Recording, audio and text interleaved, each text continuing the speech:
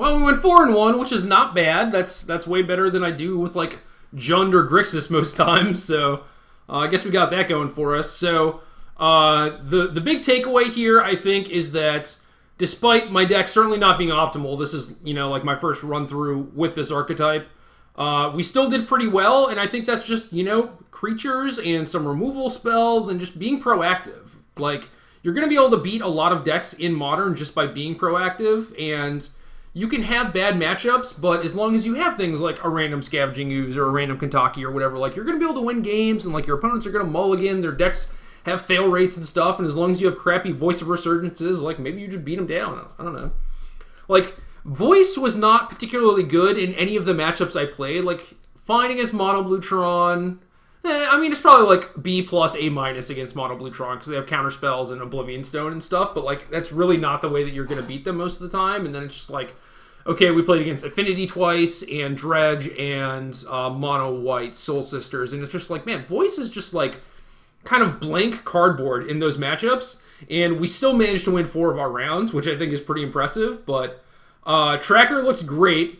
So that's something to definitely note there. Reflector Mage was fine. It was not as big of a beating because like people aren't investing in like 3 and 4 mana creatures in Modern. So I think this deck is more geared towards beating like an Abzan Jund metagame, like actually just trying to grind against them and stuff.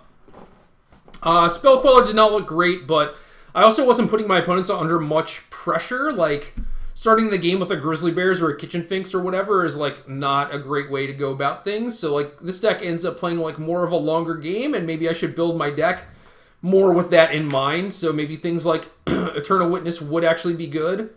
I do think that Spell Queller is a nice hedge still against like the combo decks, but again, like those decks are a very small portion of Modern's metagame, so it's possible that you just play a bunch of 2-ofs in this deck, which is basically what the person who got 31st did. They had like a lot of varying creatures, and I kind of have the same thing, but sorry, I don't remember your name, but I did look at your deck list extensively, so I appreciate that. But sideboard was pretty good. I like the fact that Forge Tender could come in a lot of spots. That was pretty nice. It's like, surprise, like this is good against Conflagrate or whatever. Like, I think that's pretty cool, where that card just has a lot of crossover. Obviously Malira and Kataki are very narrow. I wonder if Pride Mage would just be like a better gap, like a better hedge, to just like bridge those two matchups where it's like, obviously you're going to have issues against like Inkmoth Nexus and things like, Affinity in general, but mostly Cranial Plating, and Pride Mage can actually just kill both of those. So if I could do it again, I would certainly play some Pride Mages. Cutting those was likely a mistake. Explosives never got cast, right? I had Kataki, but I do think it's a fine hedge. Maybe 3 is too many spell skites.